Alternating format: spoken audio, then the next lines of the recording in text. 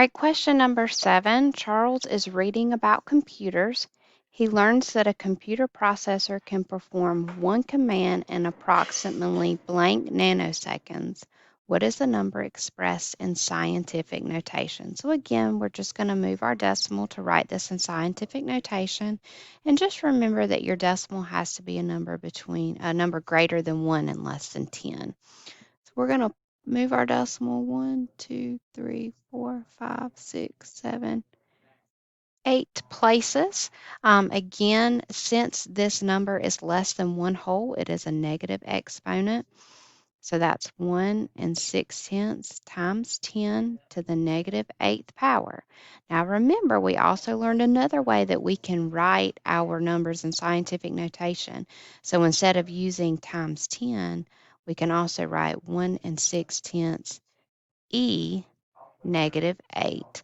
So that means that this could be an answer, and also the third one could be an answer. So A and C would be answers for this question. So there's 2 possible answers. There's 2 ways to write that in scientific notation. All right, very similar question. Question number 8. The distance from Earth to the moon is 384,400 kilometers. What is this distance expressed in scientific notation? So if we look at this number, we see that it is a number greater than 1 whole, which means that we have a positive exponent. So we're going to move our decimal 1, 2, 3, 4, 5 places. So that gives us 3 and 844 thousandths times 10. Again, this is a positive exponent, so that would be times 10 to the 5th power. So that's one way to write it. You can also write it using the e to represent times 10 to the 5th power. So looks like A is an answer and also B is an answer for this question. All right, question number 9. Light from the sun travels to Earth at a speed of 1 and 86 hundredths times 10 to the 5th miles per second. How much time will the light take to cover a distance of 9 and 2/10 times 10 to the 7th miles? Write your answer in scientific notation and round so the first factor goes to the hundredths place. All right, so in this one, we want to figure out how much time the light takes to cover that distance. So we know that the distance is 9 and 2/10 times 10 to the 7th miles. And we know that the speed is 1 and 86 hundredths times 10 to the 5th. So we're going to use division because we want to figure out how many times the light from the sun travels to the earth in that distance. Okay, so when we have division like this, so we're going to take our first 2 numbers right here and we're going to divide them. So you can use a calculator. So we have 9 and 2/10 divided by 1 and 86 hundredths, which is going to give us 4 and 95 hundredths. All right, then we have 10 to the 7th divided by 10 to the 5th. So remember, when we have the same base and we're dividing our exponents, we're going to actually subtract them. So 7 minus 5 would give us an exponent of 2. So this is 4 and 95 hundredths times 10 to the 2nd power, which would be B. All right, question number 10. Nellie owns a farm that owns farmland that has an area of 4 and 2/10 times 10 to the 2nd acres. Each year, the farm produces 6 and 72 hundredths times 10 to the 4th power bushels of corn. What is the average amount of corn produced per acre represented in scientific notation? So for this question, again, we're going to divide the number of bushels of corn by the area so that we can figure out how much is produced per acre. So for this problem, we have 6 and 72 hundredths times 10 to the 4th divided by 4 and 2/10 times 10 to the 2nd. And again, we are going to start by dividing these two numbers together. So 6 and 72 hundredths divided by 4 and 2 tenths is going to give us 1 and 6 tenths. Okay. And then we have 10 to the 4th divided by 10 squared. So we have 4 minus 2. We subtract our exponents, which gives us an exponent of 2. So that would be 1 and 6 tenths times 10 squared, and that would be the average amount of corn produced per acre. So that would be B. All right, question number 11. We need to simplify the mathematical expressions to determine the product or quotient in scientific notation. Round so the first factor goes to the 10th place. Remember, product is the answer when you multiply, and quotient is the answer when you divide. So again, for this one, we actually have to work out every single problem. Now, with our multiplication problem, so for example, with the first one, we would begin by multiplying the numbers that we're multiplying times the power of 10. So here we're going to multiply 8 and 6 tenths times 9 and 1 tenth.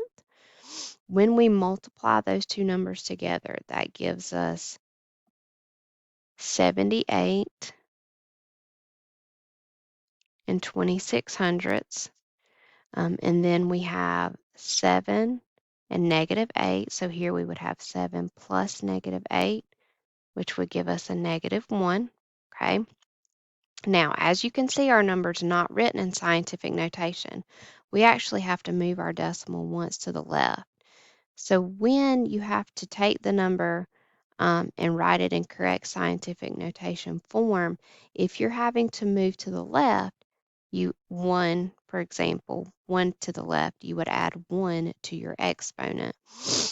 So in this case, we would have 7 and 8 tenths times 10 to the 0 power.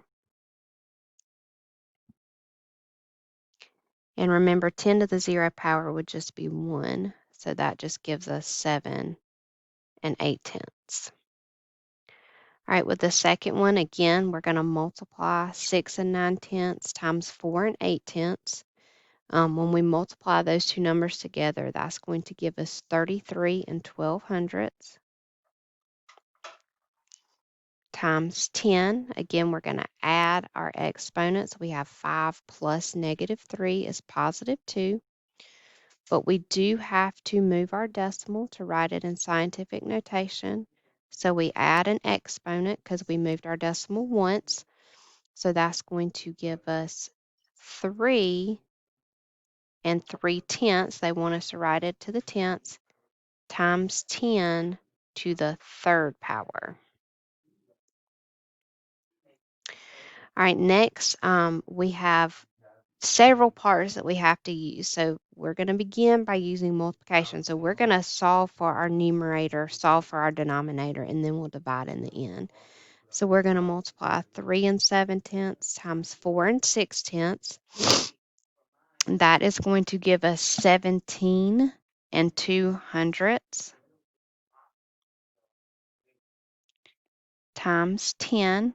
We have 2 plus negative 3 is negative 1. All right, then we're going to write our division sign. Now we have 1 and 4 tenths times 5 and 7 tenths. That is going to give us 7 and 98 hundredths times 10. And we have negative 6 plus positive 8 would be a positive 2. So what we're going to do here is we are going to divide 17 and 2 hundredths by 7 and 98 hundredths. And that's going to give us 2 and 1 tenth times 10. And here we have negative 1 minus positive 2. So again, negative 1 minus positive 2 is negative 1 plus negative 2, which is negative 3. All right, and for the last part of this problem, we have 3 and 1 tenth times 5 and 3 tenths. That's going to give us 16 and 43 hundredths times 10. We have 5 plus negative 9, which is negative 4. divided by 7 3/10 times 6 1/10. So that would give us 44 53/100 times 10, and we have positive 2 plus negative 7, which would be negative 5. All right, and now we're going to divide. So we're going to divide 16 43/100 by 44 53/100. That gives us 0.368 times 10. And then our exponent, so we have negative 4 minus negative 5, so plus positive, so that's going to be 1. So what we're going to do is we are going to move our decimal. Oh, sorry, I looked at that wrong. I don't know where. That's right. Okay. So we are going to move our decimal once here. Okay, since we are moving to the right, we take 1 away. So that's 3 68/100 times 10 to the 0. So remember that this 10 to the 0 is equivalent to 1. So our answer is just 3 68/100. All right, and our last question. The dimensions of a rectangular section of forest land are 5 5/10 times 10 to the 5th meters and 4 2/10 times 10 to the 4th meters. Complete the following sentence. So the first one says that we have to calculate the area. Okay, so think of it like this. If you had a rectangular section of the forest, and this is 5 5/10 times 10 to the 5th, and this is 4 2/10 times 10 to the 4. So we're just multiplying. So again, 5 5/10 times 10 to the 5th times 4 2/10 times 10 to the 4th. So 5 5/10 times 4 2/10 is going to be 23 1/10 times 10 to the, so we have 5 plus 4 is going to give us 9, but we have to move our decimal once here. So that means we add 1, so that's going to give us an area of 2 31/100 times 10 to the 10th. We can represent this area as blank square kilometers. So they tell us that 1 square kilometer is equal to 1 times 10 to the 6. So we're going to have to divide. So we have 2 31/100 times 10 to the 10th divided by 1 times 10 to the 6. So we're going to keep the 2 31/100 times 10, and we're going to subtract 10 minus 6 is 4. All right, and so the unit is more appropriate to represent in square kilometers because you get a more accurate reading than if we were to measure in square meters.